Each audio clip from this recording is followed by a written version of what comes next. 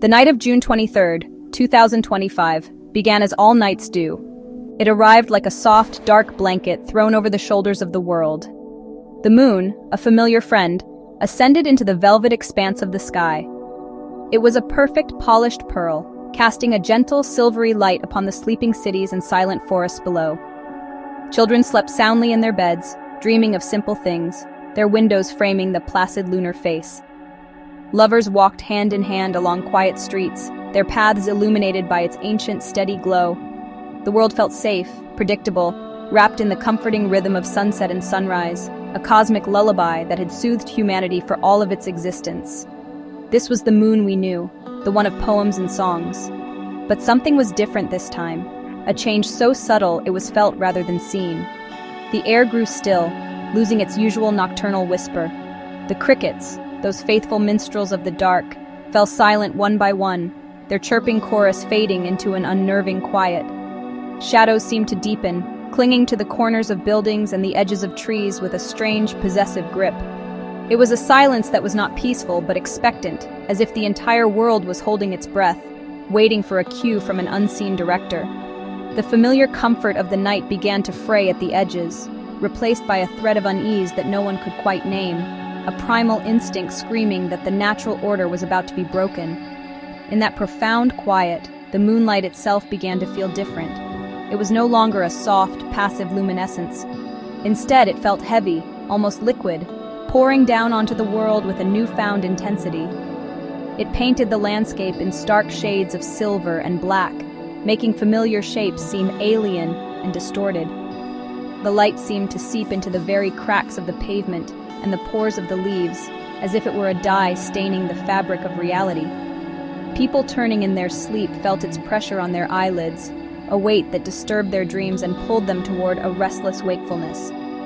The night was no longer a gentle reprieve. It was becoming a stage for something vast and unknown. This was the moon's slumber, a state we had mistaken for its true nature. For millennia, it had hung in our sky, a silent, sleeping giant. We charted its phases, landed on its dusty surface, and wrote its name into our myths, never once suspecting the consciousness that lay dormant within its cold, stone heart. We were like children playing at the feet of a sleeping titan, blissfully unaware of the moment its long dream might end. We had grown accustomed to its silence, taking its passivity for granted. On this night, however, the gentle rise and fall of its cosmic breath began to change, heralding a shift that would rewrite the very meaning of the word night. The first overt sign of the change came not as a bang, but as a slow, impossible motion. An astronomer, tired and bleary-eyed in a remote observatory in Chile, was the first to notice. He cleaned his glasses, thinking it a smudge on the lens. The moon, our constant, loyal satellite, had shifted. It was a minuscule movement, a drift against the backdrop of distant stars that defied every known law of celestial mechanics. He checked his instruments, his heart beginning to pound a frantic rhythm against his ribs. The data confirmed the impossible. The moon was not just drifting, it was adjusting its position, like a sleeper stirring and finding a more comfortable posture in their bed. Soon, others began to see it. People stepping outside for a late-night cigarette or a breath of air would look up and feel a dizzying sense of vertigo. The moon was not where it was supposed to be. It hung slightly lower, or perhaps a little to the left, its position subtly but undeniably wrong. This celestial wrongness triggered a deep primal fear, a feeling that the very foundations of reality were cracking. Strange ethereal lights began to flicker across its surface, like neural pathways firing to life. They were soft, bioluminescent pulses of green and violet, colors that had no place on the barren gray rock we thought we knew so well. The moon was not reflecting light, it was generating it. The world's animals sensed the change long before our instruments could fully comprehend it. Dogs whined and scratched at doors, refusing to go outside, their eyes wide with a terror their owners could not understand. Birds, which should have been roosting, took to the sky in panicked, disorganized flocks, crashing into windows and buildings in their blind flight. Deep in the oceans, whales and dolphins ceased their songs, diving into the abyssal depths as if to hide from something in the sky. The entire animal kingdom seemed to be recoiling from a predator they could not see, but could feel with every fiber of their being. a predator that now watched them from above. This awakening sent ripples through the collective human subconscious. Sleep became a treacherous country, filled with shared, recurring nightmares. Millions dreamt of a single, immense eye opening in the darkness, an eye made of rock and dust and ancient light, staring down with an intelligence that was cold, alien, and utterly without empathy. People would wake up gasping, drenched in sweat. The image of that lunar eye burned into their minds.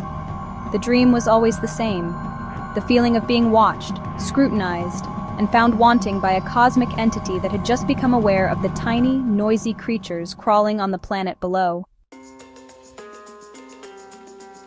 As the night deepened, the moon's transformation accelerated.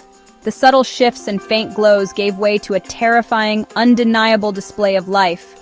The craters on its surface began to change, their edges softening and reshaping as if the satellite were made of clay. The sea of tranquility rippled, not with water, but with a slow, geologic shudder that sent dust plumes billowing into the void. It was then that the true horror was revealed. The largest craters began to coalesce, to migrate toward the center of the lunar disk. They were not craters at all. They were assembling into a feature that was horribly, unmistakably organic. They were forming an iris, a pupil, a colossal eye staring directly at the Earth. The world watched, paralyzed by a mixture of awe and absolute terror. News channels broadcasted the live feed, the anchors' voices trembling as they tried to describe the indescribable. This was not a trick of the light or a mass hallucination. The moon, our pale and gentle companion, now possessed a single, unblinking eye that filled a third of its surface. It did not blink, it did not look away, it simply stared. Its gaze was not one of curiosity, but of cold, detached assessment. It was the look of a biologist peering through a microscope at a slide of bacteria, an ancient, powerful entity examining a curiosity it had just discovered in its own backyard. Where that gaze fell, reality began to warp. In the cities and towns directly beneath its stare, the laws of physics seemed to grow tired and confused. Shadows detached from their owners, moving with a life of their own, stretching and dancing in grotesque mockery. Reflections in windows and puddles began to move independently, showing people things that were not there, turning their heads or smiling when their real-life counterparts stood frozen in fear.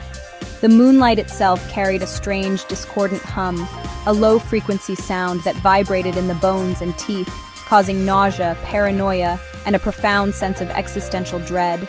The world was becoming a funhouse mirror, distorted by the moon's silent, wakeful perception. People's reactions were a symphony of panic. Some fell to their knees in the streets, praying to gods old and new. Others screamed, their sanity snapping like a dry twig under the pressure of the impossible sight in the sky. Many simply hid, retreating to basements and windowless rooms, trying to escape the terrible, penetrating gaze. But there was no escape. Even with eyes closed, the image of the lunar eye was seared into their minds. It was a psychic pressure, a mental weight that crushed all thought save for the horrifying realization that humanity was, and had always been, utterly insignificant.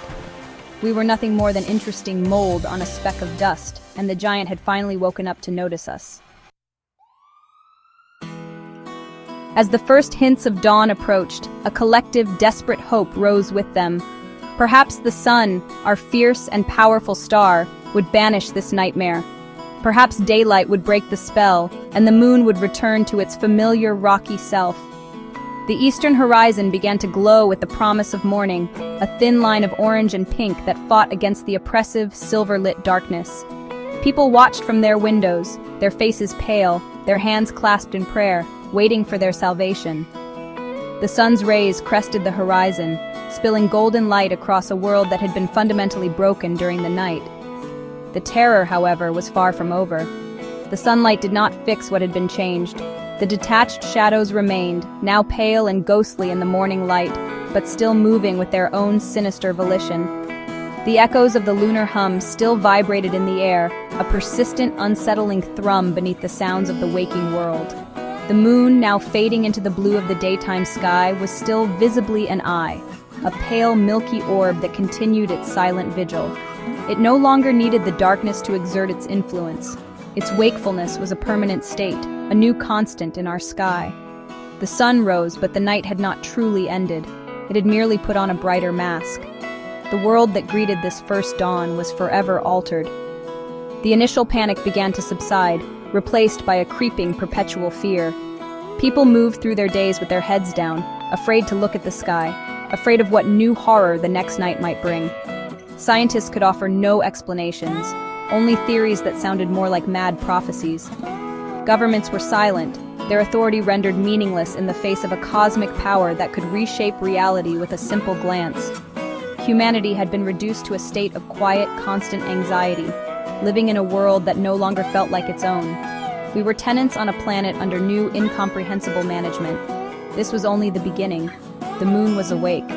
It had spent one night observing its domain, and its influence had already shattered our understanding of the universe. What would happen on the second night, or the third? What did it want? Was this simple awareness, or was it the prelude to an action? As the sun climbed higher, casting its warm, familiar light, it did little to dispel the chilling question that lingered in every mind. The moon had woken up, and its gaze was now fixed upon us. We were no longer alone in our corner of the universe, and the long, silent peace of our existence was over. The true night had just begun,